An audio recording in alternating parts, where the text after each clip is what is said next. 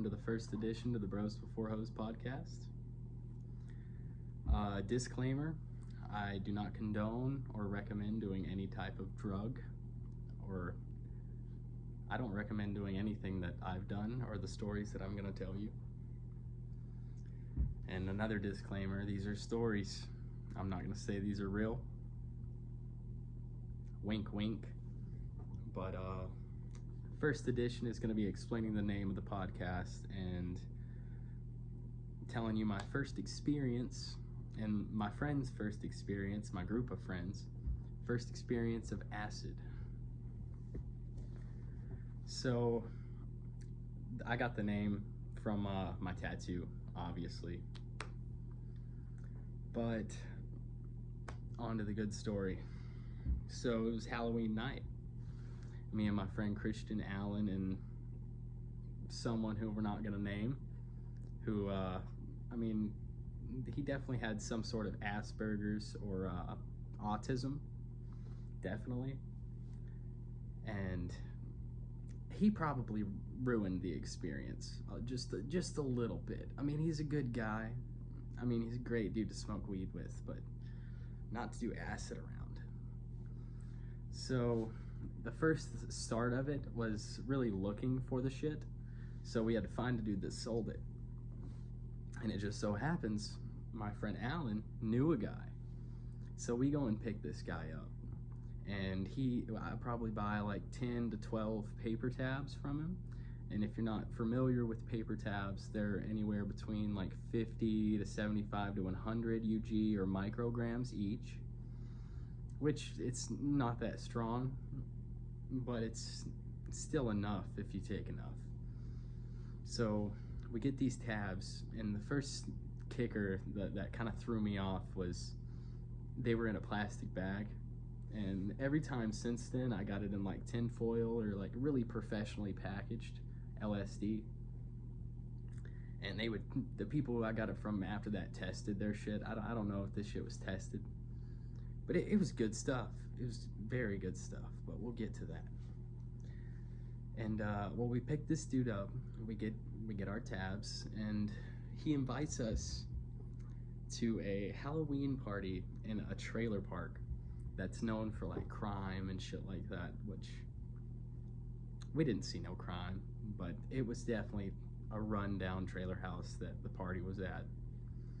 So we're there, and there are South Park Mexicans on the TV, jamming, having a good time, everyone's drinking, we've probably down like 3 or 4 blunts already. And our autistic friend is greened out on the couch, fucking throw it off. It was wild. He was throwing up. So we decide to take our tabs, we decide it's a good time. So we each get one, start off, and we don't feel nothing. It's about 15, 20 minutes in. So we're like, you know what? Let's take another. So I end up taking 5 or 6 tabs that night, which I do not recommend to anyone. Never take that much. My other friends probably took about 3 each, and the dude that brought us, I think he took like 1. And by this time, I think he was hooking up with a girl, so he left. And I don't know where he went, whether he was doing it outside or under the damn trailer. No idea. We couldn't find him. And at one point in the night, I think this is really when it started to kick in and set over. And this was peak acid time for me. I had to go piss. So I went in the back of this house where the bathroom was, and I didn't know there was more to the house, and it was just open. So I go back there, start pissing, and this lady sitting on a bed, she's like, "Hello?" And it kills me. I just start laughing. I zip my shit up, and I get out of there. And I come into the living room, and I'm like, dude, there was a girl back there just chilling on a bed. I don't know who it was. And they were like, "What? No way." And that's about the time when it starts kicking in for my friends too. And we realize it just overcomes all of us that we need to get the fuck out of there. We need to move now. So we all end up fucking panic, start going outside. It's peak time. This panic mode. and we dip on the dude that we brought there. Like, we took him from his house, brought him there, and we just left him there. We were talking about it, like, no, Alan said, no, I can't leave my friend. And we were like, fuck him, it's not happening. He's getting left here. He's obviously having a good time somewhere else.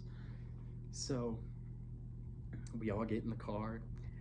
Our autistic friend's freaking out, like he's almost in tears because he doesn't know what's going on. He was greened out like not fucking 2 minutes ago.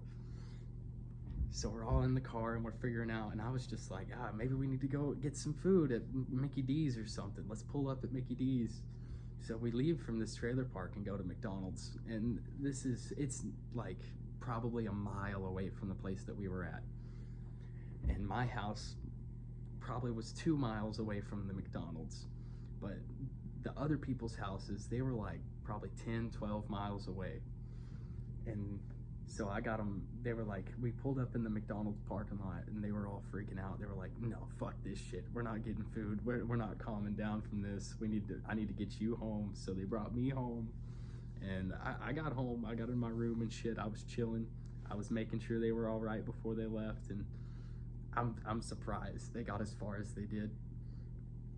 But about 20 to 30 minutes passed by, and I'm like, oh shit, where the fuck are my friends? You know, I'm tripping fucking balls. The fucking walls are melting. I was seeing patterns like crazy.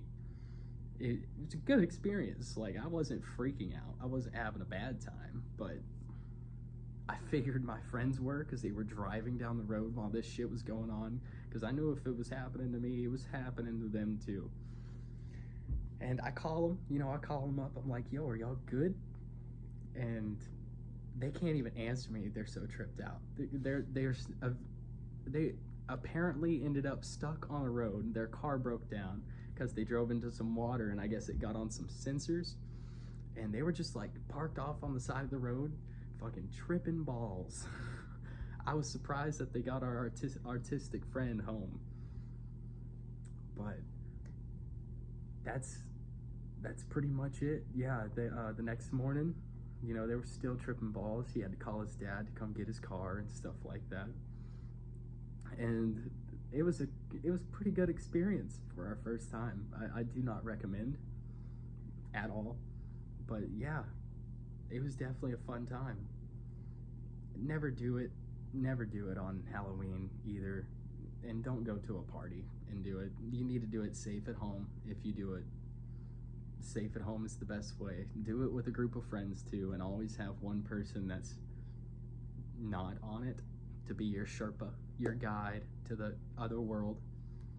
But make sure he's not autistic or has Asperger's, because they will flip their shit easily. I thank you for listening to my story. This is the first edition. Get ready for the next.